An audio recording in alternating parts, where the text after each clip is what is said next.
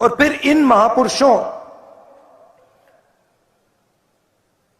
और जनता का जो रिश्ता था,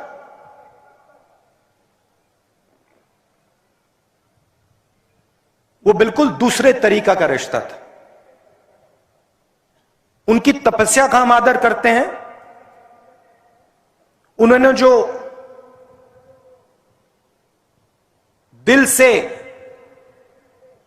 अहंकार मिटाया, उसका हम आदर करते हैं। और जो इनका रिश्ता था हिंदुस्तान के लोगों से, उसका हम आदर करते हैं। इसीलिए आज हमने इनके सामने हाथ जोड़े, इसीलिए आज हमने इनके सामने फूल रखे। ये देश तपस्या का देश है। आप देखिए,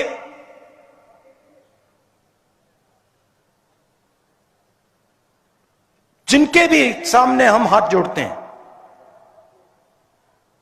वो सब के सब तपस्वी हैं। गांधी जी को देखिए, शिवाजी महाराज को देखिए, सरदार पटेल को देखिए। ये देश जब भी अपना सिर झुकाता है, हाथ जोड़ता है, तपस्या के सामने अपना हाथ जोड़ता है। सच्चाई है। और तपस्या सिर्फ इन महापुरुषों ने नहीं की। मैंने कहा यह देश तपस्वियों का देश है।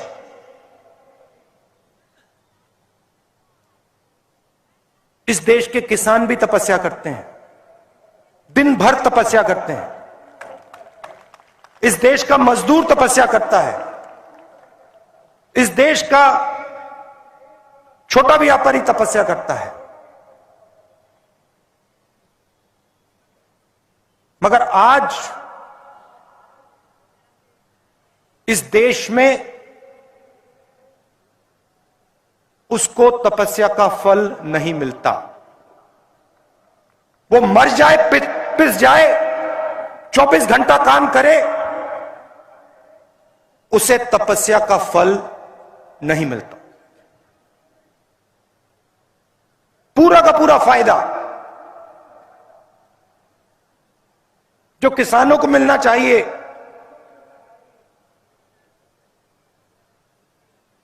फ्री में नहीं, मुफ्त में नहीं, तपस्या के लिए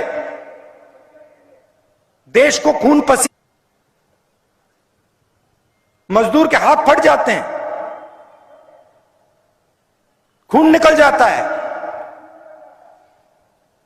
तपस्या का फल नहीं मिलता।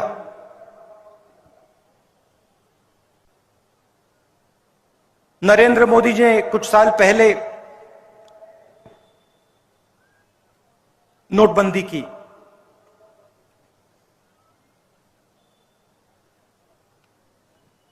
आठ बजे रात को कहा, भाइयों और बहनों,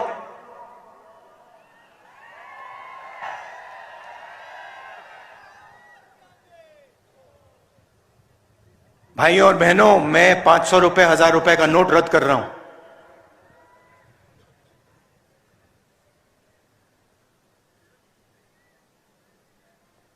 काले धन के खिलाफ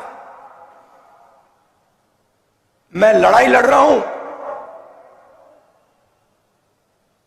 और कुछ दिन बाद उन्होंने कहा, अगर काला धन नहीं मिटा तो मुझे फांसी से लटका देना।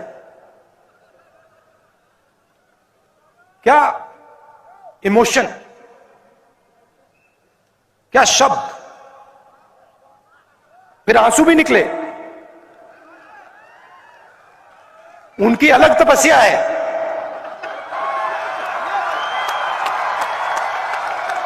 तपस्या है मगर अलग है। वो तो आपको दिखता है, आंसू वाली। खैर, नोटबंदी की, गलत जीएसटी लागू की, 5 अलग अलग टैक्स,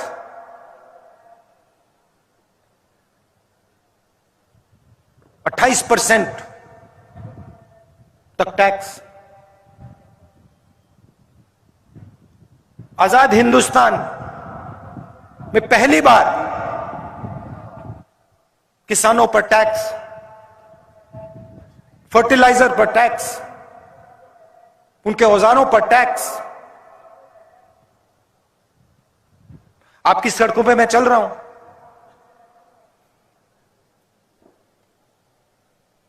लोग कहते हैं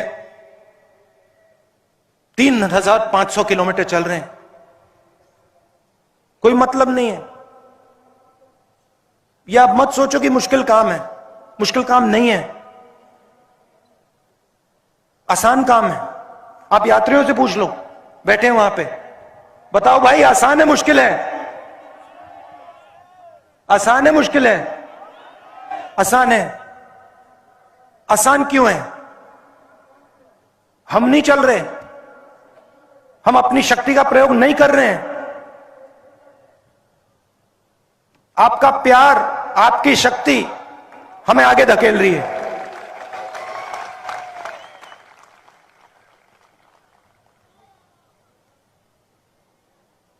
सुबह उठते हैं, आज 6 बजे से हम चल रहे हैं, 8 बज गए, थकान नहीं है। अजीब सी बात है। आप उनसे पूछो, सही बोल रहा हूं ना? बोल रहा हूं ना सही? थकान नहीं है। ये पूछते हैं मुझे, जब मिलते हैं पूछते हैं, राहुल जी ये क्या हो रहा है, हमें थकान क्यों नहीं हो रही? थकान इसलिए नहीं हो रही है क्योंकि हिंदुस्तान की शक्ति आपके पीछे है, किसानों की शक्ति आपके पीछे है, मजदूरों की शक्ति आपके पीछे है। कैसे होगी थकान? हो ही नहीं सकती। हम सड़क पे चलते हैं, आपसे मिलते हैं, 7-8 घंटे चलते हैं, किसानों से मिलते हैं, युवाओं से मिलते हैं, मजदूरों से मिलते हैं, स्टूडेंट से मिलते हैं, सबसे मिलते हैं, आपकी बात सुनते हैं, आपका दर्द समझते हैं। मैं अकेला नहीं, ये सब कांग्रेस पार्टी के नेता सब चल रहे हैं, घर कोई नहीं बैठा, घंटों चल रहे हैं। उन्हीं सड़कों पे चल रहे हैं जिन पे आप चलते हो, हवाई जहाज में नहीं, गाड़ी में नहीं, सड़क पे, और आपकी बात सुन रहे हैं। और बहुत समझने को मिल रहा है। आज छोटा सा बच्चा आके मुझसे बात करता है, 2 भाई। मैंने पूछा क्या करते हो, क्या करना चाहते हो? पढ़ाई कर रहा हूं। क्या करना चाहते हो? सॉफ्टवेयर इंजीनियर बनना चाहता हूं। स्कूल जाते हो? हां स्कूल जाता हूं। सपना है सॉफ्टवेयर इंजीनियर बनने का। मैंने गलती से पूछ लिया। मैंने पूछा तुमने कभी कंप्यूटर देखा है? कहता है मैंने कभी कंप्यूटर नहीं देखा। मुझे बुरा लगा। मैंने कहा तुम्हारे स्कूल में कंप्यूटर नहीं है क्या? नहीं कोई कंप्यूटर नहीं है। क्यों नहीं है कंप्यूटर स्कूल में?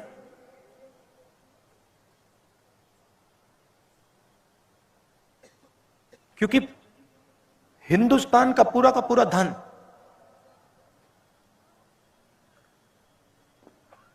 दो तीन उद्योगपतियों के हाथ जा रहा है, इसलिए कंप्यूटर नहीं है स्कूल में।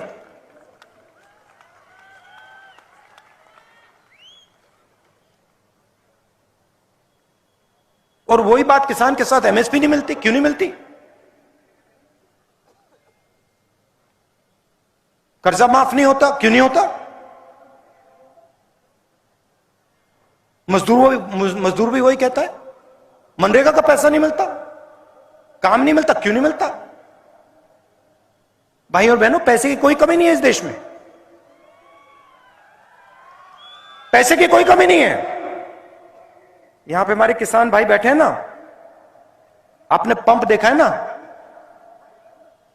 जो ट्यूबवेल वाला पंप होता है, उसको ऑन करते हो पानी निकलता है ना, वैसा ही पंप लगा रखा है। हंसो मत, आपके जेबों में से पैसा निकाल रहा है वो पंप।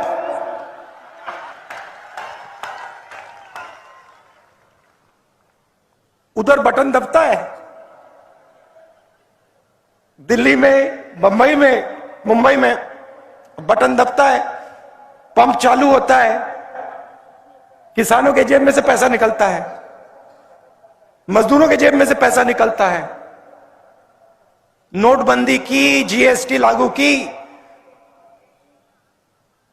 आप किसी भी छोटे व्यापारी से पूछ लो, किसी भी स्मॉल और मीडियम बिजनेस वाले से पूछ लो, आज मेरे साथ चले, मैंने पूछा भैया बात बताओ, नोटबंदी से पहले आप कितने लोगों को रोजगार देते थे? कहता है 300। मैंने कहा नोटबंदी और जीएसटी के बाद आप कितने लोगों को रोजगार देते हो? कहता है 50। मैंने कहा वो जो 250 लोग थे उनका क्या हुआ? कहता मुझे नहीं मालूम।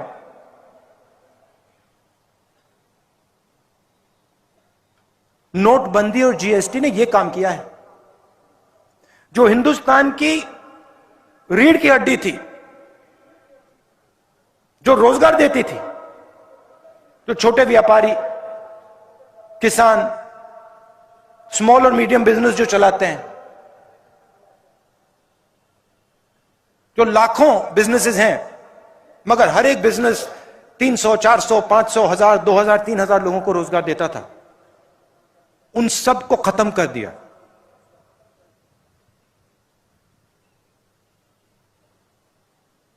खत्म।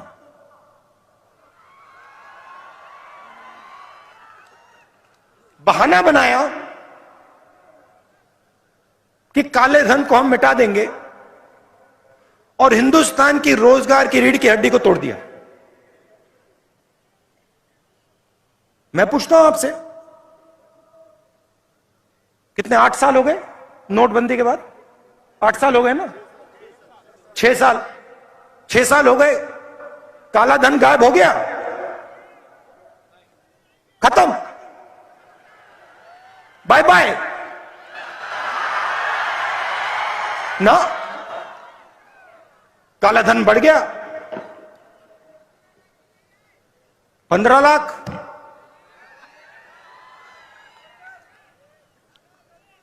हाँ,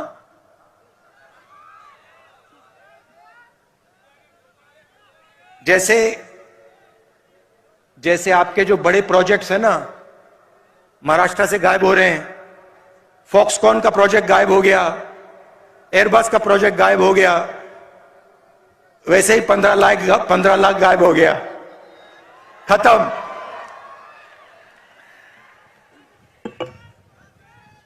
और ये जो इनकी पॉलिसीज हैं, इससे डर फैलता है। आप किसान को एमएसपी ना दो,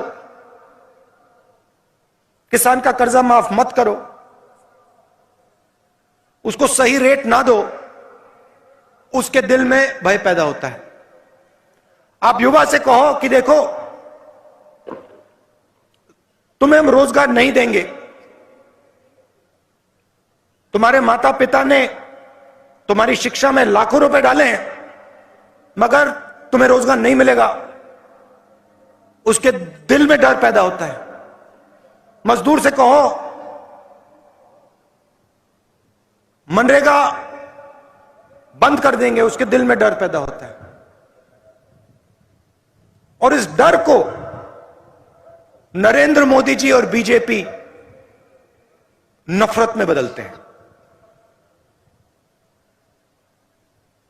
ये काम करते हैं और इसके खिलाफ, डर के खिलाफ और नफरत के खिलाफ, ये हमने भारत जोड़ो यात्रा शुरू की है।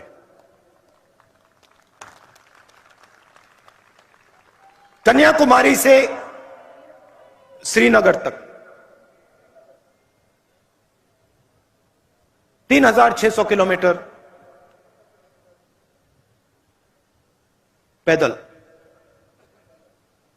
और आप पूछ लो, बहुत मजा आ रहा है सबको, कुछ कष्ट नहीं हो रहा, आपसे मिल रहे हैं, आपसे सीख रहे हैं, बहुत मजा आ रहा है। और इस यात्रा को कोई शक्ति नहीं रोक सकती। ये जाएगी श्रीनगर, वहां पे तिरंगा फहराएगी।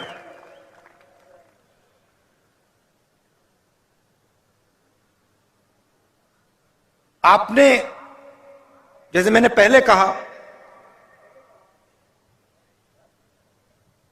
अपनी पूरी की पूरी शक्ति,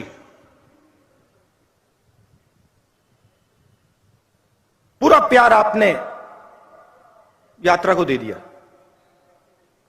यात्री चल रहे हैं, मगर लाखों लोग हमारे साथ चल रहे हैं। कन्याकुमारी से लाखों लोग इस यात्रा में शामिल हुए हैं और आप हमें शक्ति दे रहे हो, हमारी मदद कर रहे हो। इसके लिए मैं आपको दिल से धन्यवाद करना चाहता हूं।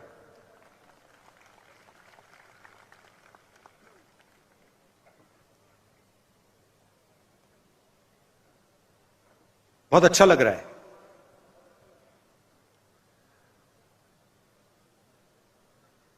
बात मेरे दिमाग में आई, पता नहीं कहां से आ गई। बोलूं? शायद नहीं बोलनी चाहिए।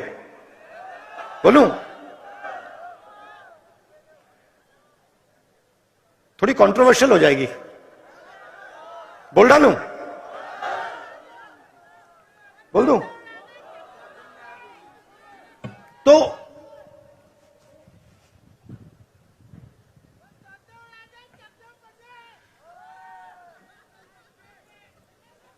बताता हूं, बोल देता हूं। चलो,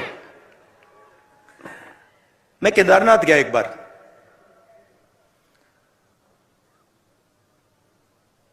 वहां के हमारे चीफ मिनिस्टर थे, उन्होंने मुझे कहा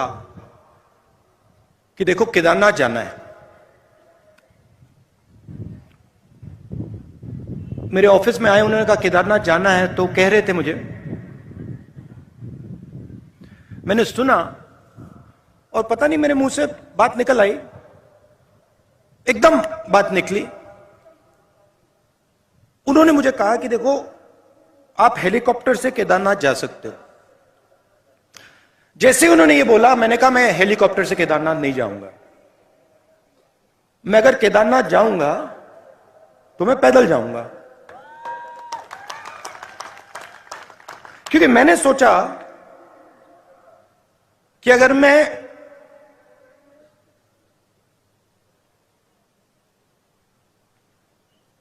शिव के मंदिर में जा रहा हूं,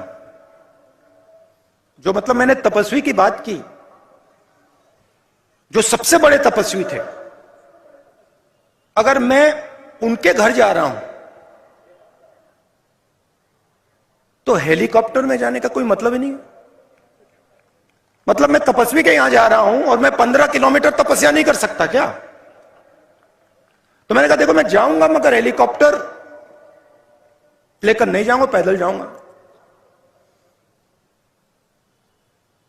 कहते हैं ठीक है। मैं पैदल गया, वहां पे बहुत अच्छा लगा। बड़ी ठंड थी, 16-17 किलोमीटर है। मतलब पता लगता है कि मतलब केदारनाथ जा रहे हैं, पता लगता है। मैं वहां पहुंचा, वहां पे कोई उद्घाटन था। जैसे मैं मंदिर में घुस रहा था, वहां पे एक आरएसएस के नेता मिले।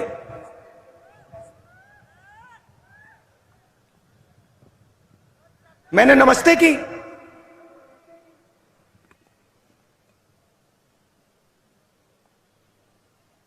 कैसे कहूं, सीधा बोल देता हूं, वजन उनका काफी था, तकरीबन देखो 100 किलो तक था। तो हम अंदर जा रहे थे और उनके पास, उनके साइड में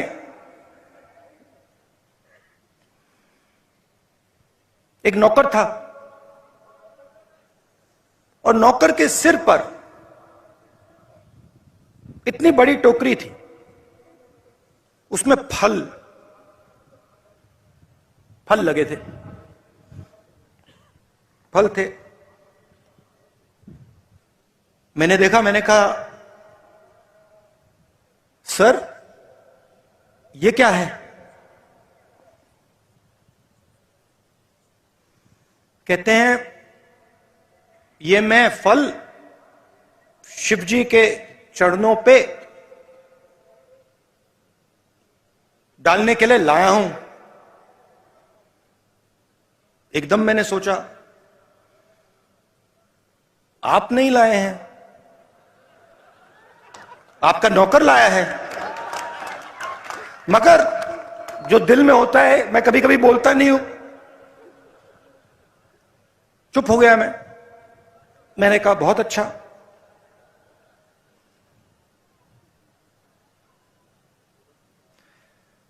मुझे देखते हैं, कहते हैं आप कब आए? मैंने कहा मैं तो कल रात को आया था। आप कैसे आए? मैं तो चल के आया। 100 किलो का वजन था, तो मैंने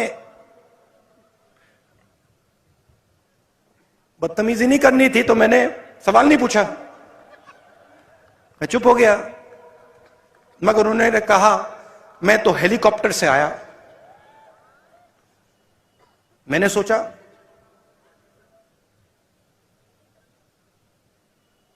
अब आ गया दिमाग में, मैं क्या करूं? मैंने कहा आप सबसे बड़े तपस्वी के घर आए हैं। बोला नहीं, आप सबसे बड़े तपस्वी के घर आए हैं, मतलब दुनिया का सबसे बड़ा,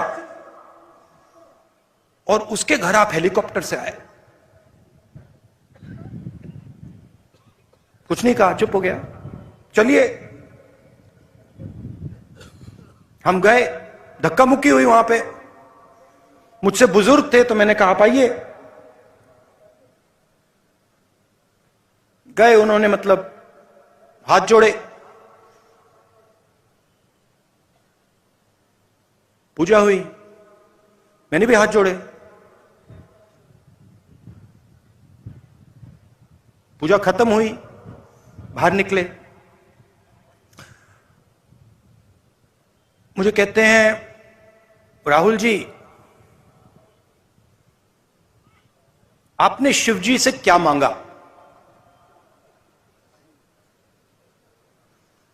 मैं चुप हो गया। मैंने कहा भाई साहब आप बताइए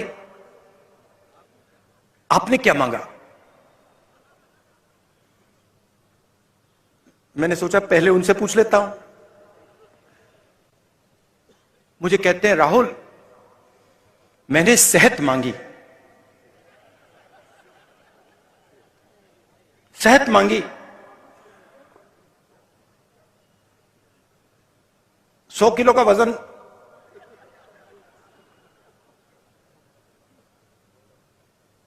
शिवजी से सेहत मांगी। अगर आप केदारनाथ पैदल आ जाते सेहत मिल जाती।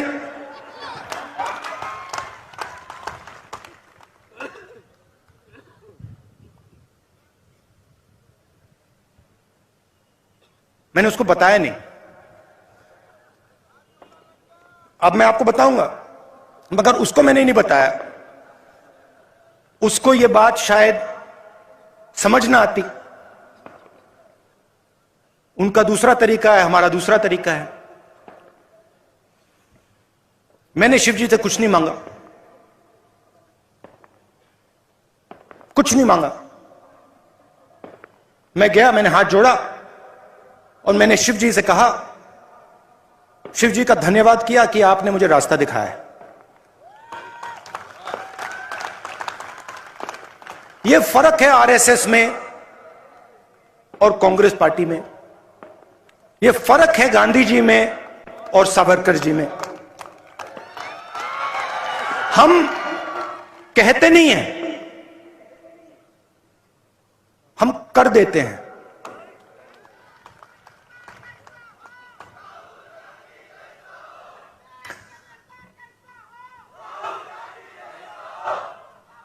और ये जो मैंने बोला आप सब समझोगे। देखो, हमारे सारे कार्यकर्ता हैं, हमारे सारे नेता हैं, ये आप सब समझ जाओगे। ये जो महापुरुष हैं, शिवाजी महाराज, फूले जी, अंबेडकर जी, गुरु गोविंद सिंह जी, मौलाना आजाद जी, जब हम इनके सामने हाथ जोड़ते हैं, हम इनका धन्यवाद करते हैं। हम इनका इसलिए धन्यवाद करते हैं कि इन्होंने हमें रास्ता दिखाया है, इन्होंने हमें जीने का तरीका दिया है। तो यह मैं आपसे कहना चाहता था। आप सबका बहुत बहुत धन्यवाद। आपने इतना प्यार दिया, इतनी हमारी मदद की। नमस्कार, जय हिंद।